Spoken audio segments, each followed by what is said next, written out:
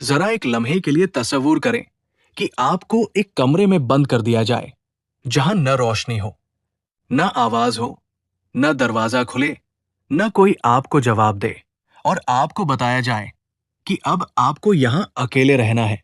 न एक दिन, न एक साल, बल्कि ऐसी मुद्दत तक जिसका हिसाब आप नहीं कर सकते। दिल कांप जाता है ना?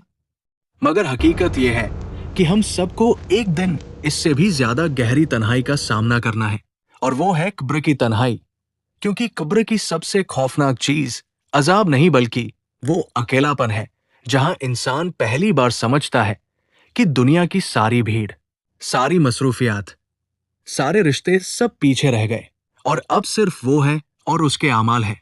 और आज हम इसी कब्र की तन्हाई के बारे में बात करेंगे, ताकि जिंदा रहते हुए हम वो तैयारी कर लें जो मरने के बाद मुमकिन नहीं होती।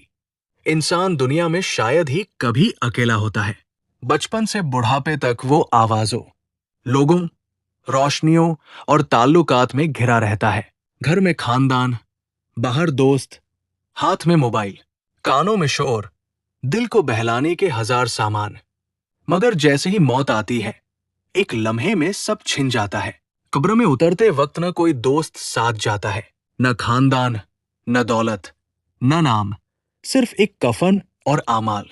हदीस में आता है कि जब मयत को दफन करके लोग वापस जाते हैं, तो वो उनके कदमों की आवाज सुनता है। वो आवाज दुनिया से आखिरी ताल्लुक होती है, और जैसे ही वो आवाज भी दूर हो जाती है, एक ऐसी खामोशी उतरती है जिसे अल्फाज बयान नहीं कर सकते।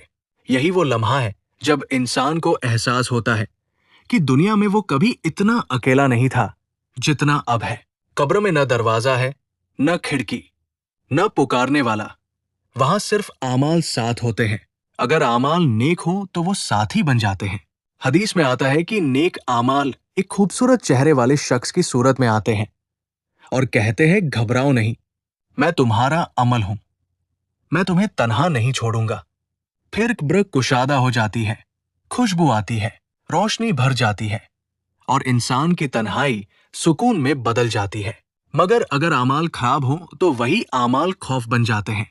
कब्र तंग हो जाती है, अंधेरा बढ़ जाता है, और इंसान समझता है कि दुनिया में जिस चीज पर वो भरोसा करता था वो सब धोखा था। असल सरमाया तो वो था जो उसने भेजा ही नहीं। एक शख्स बयान करता है कि मैं एक रात कब्रिस्तान से गुजर रहा था। हवा साकित थी, दिल में अजीब खौफ था।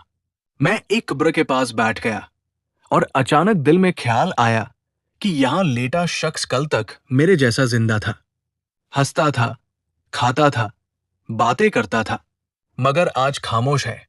न वो जवाब दे सकता है, न वापस जा सकता है। वो कहता है कि उसी लम्हे मुझे ऐसा लगा जैसे कब्र चीख कर कह रही हो कि ऐ जिंदा इंसान, जो करना है अभी कर ले, क्योंकि यहां आकर हाथ खाली रह जाते हैं। उस शख्स ने कहा कि मैं रोता हुआ वापस लौटा, और मेरी जिंदगी का रुख बदल गया। रसूल अल्लाह ने फरमाया कि कब्र का दबाव हक है, यहां तक कि अगर कोई इससे बच सकता तो सद बिन मुआज रजी बच जाते। ये वो सहाबी थे जिनके Welcome, लिए faithful अर्श हिल गया soul. था। इस हदीस से अंदाजा करें कि कब्र की हकीकत कितनी भारी है। मोमिन के लिए ये दबाव माँ की आगोश की तरह होता है, और गुनाहगार के लिए ऐसा कि पसलियां एक दूसरे में घुस जाती है।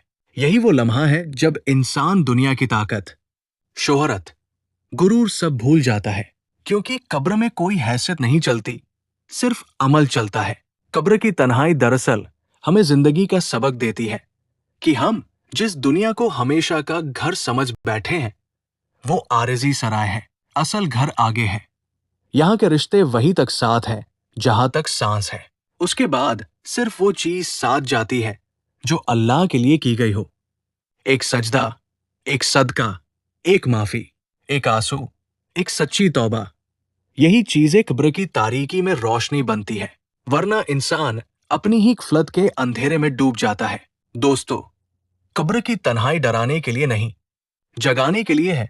हम अभी जिंदा है, हमारे पास वक्त है, सांस है, मौका है। हम अपनी कब्र को आज रोशन कर सकते हैं, क्योंकि मरने के बाद सिर्फ एक आवाज बाकी रह जाती है, काश। और अक्लमंद वो है जो काश को आज खत्म कर दे। अल्लाह हमें ऐसी जिंदगी दे कि जब हम कब्र में उतरें तो तन्हाई खौफ न बने बल्कि सुकून बन जाए, और फरिश्ते कहें कि ये मुतमिन रूह अपने रब की रहमत की तरफ लौट चल।